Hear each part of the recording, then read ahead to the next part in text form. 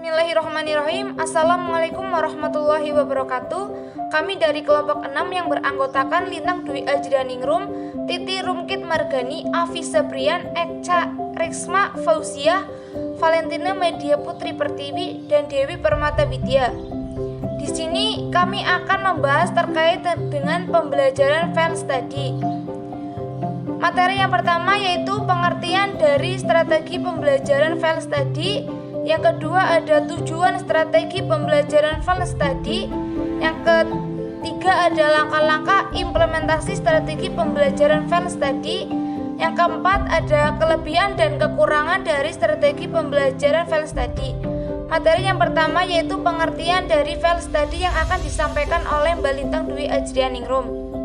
Materi pertama yaitu pengertian dari studi lapangan atau field study, merupakan metode pembelajaran melalui pengumpulan data secara langsung dengan pengamatan, wawancara, mencatat atau mengajukan pertanyaan-pertanyaan. Pada proses berlangsung pembelajaran berada langsung di lapangan. Field study dirancang untuk memberikan peserta didik kesempatan untuk memeriksa permasalahannya di lapangan, mengevaluasi manfaat dari ide-ide yang disajikan dalam kelas, dan untuk mendidik siswa dalam melakukan observasi naturalistik dan penyelidikan. Peserta didik juga berpartisipasi dalam kegiatan yang sedang berlangsung. Studi lapangan juga menawarkan siswa kesempatan untuk proyek-proyek pengumpulan data, teori pengujian, dan inventasi sosial. Field study sebanding dengan karya wisata, yaitu biasanya berhubungan dengan kegiatan mengunjungi beberapa tempat yang menarik dan membutuhkan waktu yang lebih lama daripada kunjungan lapangan. Yaitu adalah alasan mengapa digunakannya teknik field study, karena teknik ini memiliki tujuan dengan melaksanakan field study siswa, yaitu yang pertama, dapat memperoleh pengalaman secara langsung dari objek yang dilihatnya, karena dengan cara ini siswa dapat menemukan pengalaman berpikir yang nyata pada objek yang telah mereka targetkan. Karena jika siswa dapat melihat realita yang mereka lihat dan alami secara langsung, mereka akan merasa lebih bahagia. Selanjutnya, yang kedua yaitu siswa dapat turut menghayati tugas atau pekerjaan milik seseorang. Mereka tidak hanya dapat mengajukan pertanyaan secara langsung, tapi juga dapat memecahkan masalah yang mereka hadapi dalam pelajaran ataupun pengetahuan umum. Kemudian tujuan field study yang ketiga yaitu siswa dapat memperoleh pengetahuan dan keterampilan yang diperoleh di kelas. Dan selanjutnya yaitu tujuan dari field study yang terakhir, siswa dapat melihat, mendengar, meneliti, dan mencoba apa yang dihadapinya. Dengan cara ini siswa dapat menarik kesimpulan. Pada saat yang sama, ia dapat mempelajari beberapa mata pelajaran.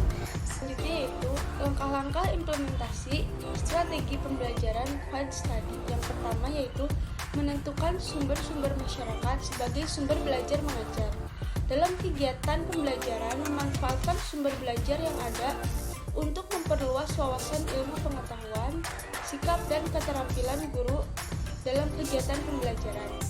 Sumber-sumber masyarakat itu sendiri contohnya seperti dosen, tokoh, atau ilmuwan. Yang kedua, mengamati kesesuaian sumber belajar dengan tujuan dan program sekolah. Sebelum melaksanakan proses pembelajaran di sekolah, guru harus dapat mengamati kesesuaian sumber belajar dengan tujuan dan program sekolah, agar proses pembelajaran dapat terlaksana dengan baik dan tujuan pembelajaran tercapai. Yang ketiga, yaitu menganalisis sumber belajar berdasarkan nilai-nilai pedagogis. Kompetensi pedagogis merupakan kompetensi khas yang akan membedakan guru dengan profesi lainnya dan akan menentukan tingkat keberhasilan proses dan hasil pembelajaran peserta didiknya. Guru harus mampu menetapkan berbagai pendekatan, strategi, metode, dan teknik pembelajaran yang mendidik secara kreatif sesuai dengan standar kompetensi guru. Guru mampu menyesuaikan metode pembelajaran yang sesuai dengan karakteristik peserta didik dan memotivasi mereka untuk belajar. 4, yaitu menghubungkan sumber belajar dalam field trip dengan kurikulum sumber belajar. Dalam metode ini yaitu lingkungan sekitar, sehingga dapat menumbuhkan pemahaman siswa pada tumbuhan dengan memanfaatkan lingkungan sekitar sebagai sumber belajar.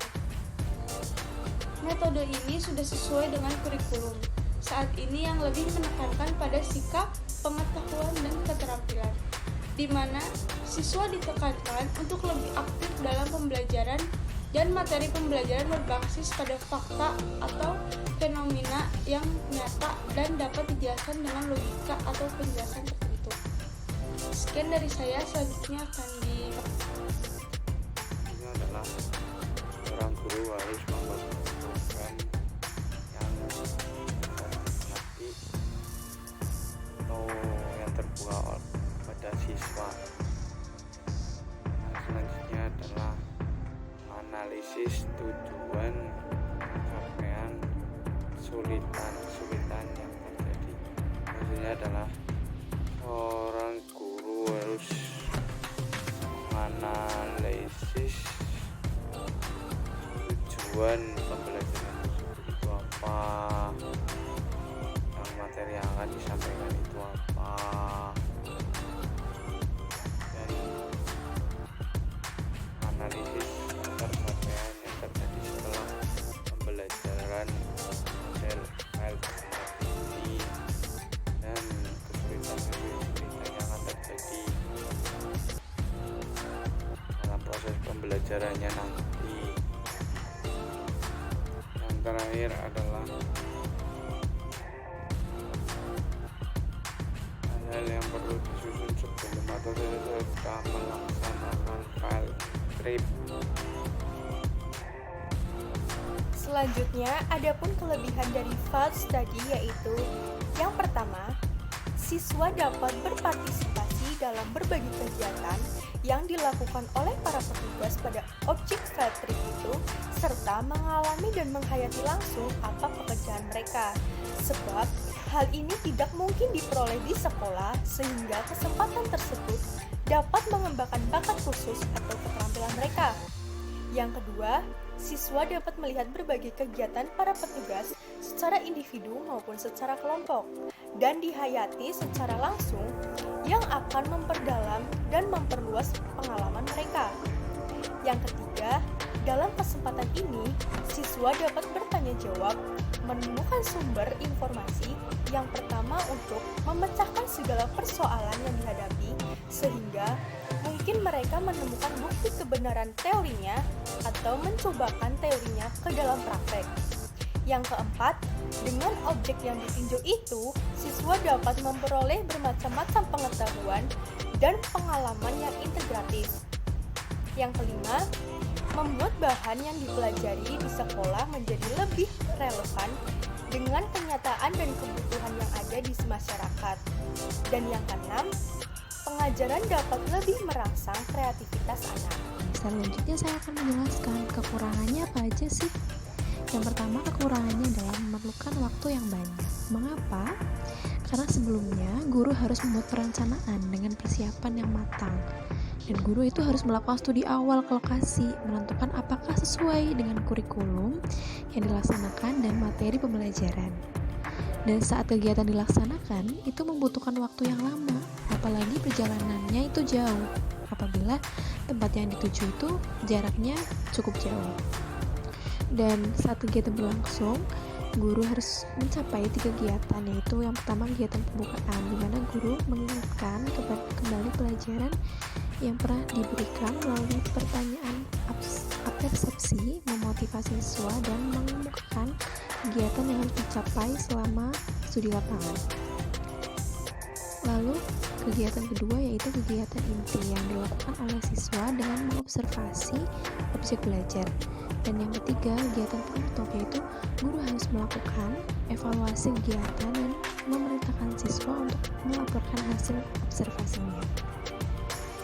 Yang kedua yaitu memerlukan pengawasan dan bimbingan ekstra ketat terhadap siswa, karena siswa sekolah dasar masih tergolong kecil dan terkadang perilakunya tidak dapat dikontrol. Hal ini perlu diwaspadai karena ditakutkan dapat membahayakan siswa, seperti misalnya saat observasi di kebun binatang. Mereka belum tahu mana binatang yang berbahaya dan tidak berbahaya. Oleh karena itu, sebagai guru kita harus mengawasi dan memberikan pemahaman tentang sesuatu yang boleh dilakukan dan yang tidak boleh dilakukan. Dan yang selanjutnya, yang ketiga, yaitu memerlukan biaya yang banyak, seperti biaya transportasi, makan, dan tempat menginap apabila tempat yang dituju itu begitu jauh. Yang keempat, jika tidak terkontrol, maka siswa selalu terlena dengan bermainnya daripada belajarnya. Seperti yang kita ketahui bahwa anak sekolah dasar suka bermain, jadi kita sebagai guru itu harus membuat suasana yang mengasyikkan dan dapat menarik perhatian siswa, sehingga siswa itu tidak terlena dengan belajarnya. Mereka tetap fokus dengan kegiatan yang mereka lakukan. Bisa dengan contoh, kita memberikan pertanyaan terkait dengan observasi yang sudah dilakukan. Misalnya, harimau itu makan apa ya? Lalu kita jelaskan bahwa hewan tersebut disebut sebagai hewan karnivora karena mereka adalah pemakan daging. Materi selanjutnya yaitu implementasi strategi pembelajaran metode field study. Merupakan kegiatan belajar mengajar yang dilaksanakan di luar kelas dalam rangka mempelajari objek tertentu, di mana anak dididik dapat mengamati suatu objek secara langsung.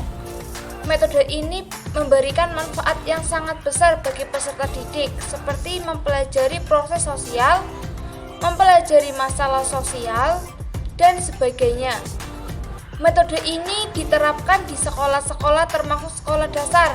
Bahkan ada beberapa pakar yang telah melakukan penelitian serta pengamatan tentang model pembelajaran ini.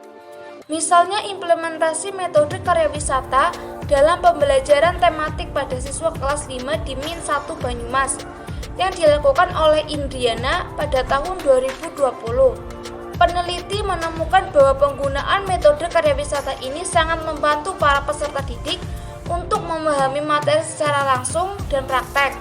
Dan metode ini juga dapat menarik perhatian peserta didik saat pembelajaran berlangsung. Penerapan model pembelajaran ini menunjukkan efektivitas yang tinggi bagi perolehan hasil belajar siswa meskipun kekurangannya memerlukan waktu dan biaya yang tinggi.